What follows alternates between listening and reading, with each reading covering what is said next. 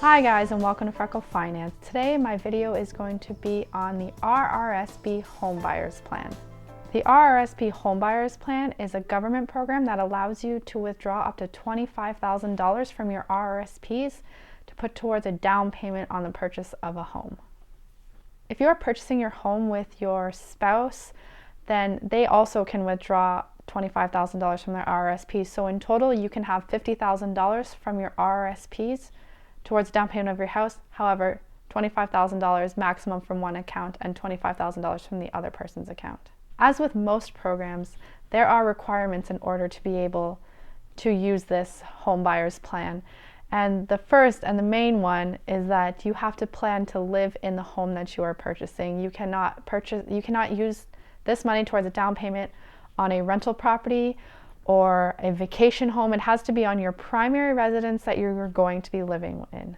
As well, you can't be living in the home for more than 30 days and withdraw the money from the RRSP. So you are able to withdraw it after you have moved into the home, but you cannot be living in that home for more than 30 days. As well, you must qualify as a first-time home buyer. And I put that in quotes because you don't actually have to be purchasing the home for the first time. However, there are guidelines and rules on what qualifies you as a first-time home buyer.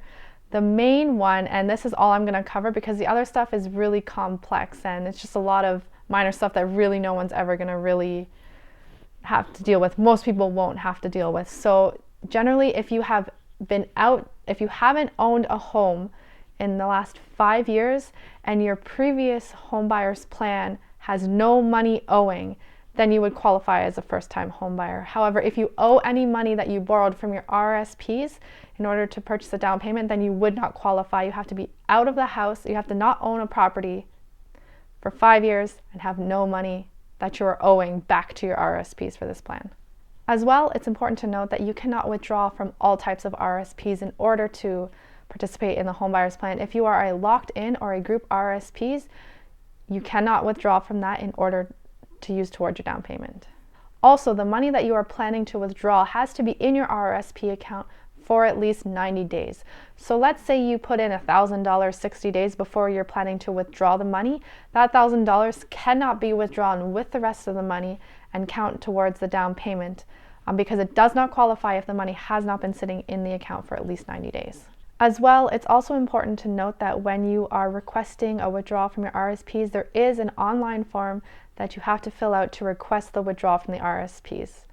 And it has to specify that you are withdrawing this for the purposes of purchasing a home. And that's why you fill out this form, because otherwise when you withdraw from your RRSPs and it's not for the home buyers plan, you will be charged for your withdrawal people will call it a penalty, but basically any money that you withdraw from an RRSP aside from the home buyers plan, and I think there's maybe a few other small programs that you can also withdraw for, but if you withdraw that money and it's not going towards a home buyers plan essentially, then that money that you withdraw that year will be added onto your income. It'll be added as your income for the year and it will be taxed at that rate. So basically that's what the home buyers plan is eliminating. You do not have to pay the taxes for withdrawing the money because you're basically taking a loan out from your RRSPs for your down payment. As well, and I was interested to find this out when I was looking up some detailed research on the home buyers plan because I didn't have all the information before planning for this video, but it is actually your responsibility to ensure that you are okay to withdraw this money without penalty. Nobody says that you can't do it, but if you do not qualify, they will then add that money that you withdrew that did not qualify as your income once again. So you have to make sure when you're using this program that you actually do meet the qualifications and the requirements to withdraw this money. Otherwise, you will be penalized for it.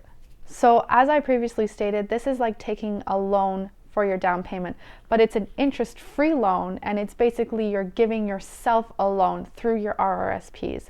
So when you have a loan, you have a repayment plan, and the maximum repayment period for an RRSP is 15 years. One thing to note is that when you use the home buyers plan, there's no real benefit to paying off your loan faster. If it says 15 years, you should probably take the 15 years. You've already gotten the tax benefit from when you initially invested and you're not paying any interest, so there's no real reason, there's no benefit to paying it off faster.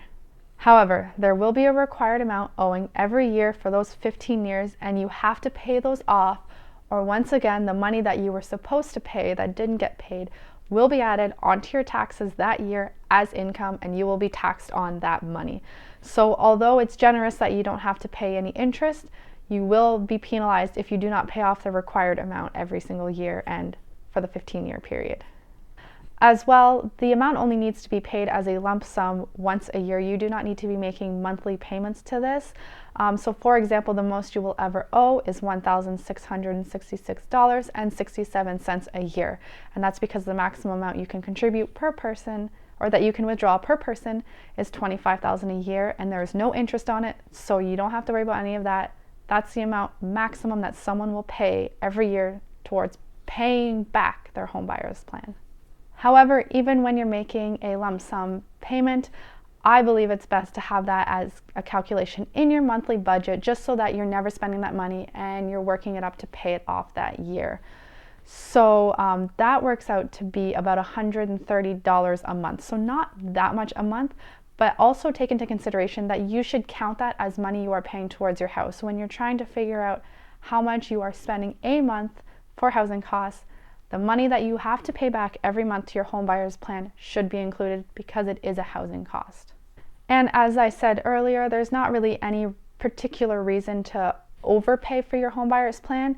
However, if you do and you want to recalculate how much you owe every year, you will have to recalculate it, because it will be a different amount if you want to pay faster. But it's a pretty easy calculation, because as I said previously, there is no interest on this. There's no funky calculations. What you owe divided by 15 years, divided by 12 months. That's all you have to do to figure out how much you owe, or have to save on a monthly basis to pay it off. If you want to shorten that term, shorten the year, let's say 10 years divided by 12 from the initial number, and that will help you pay it off faster if you want to.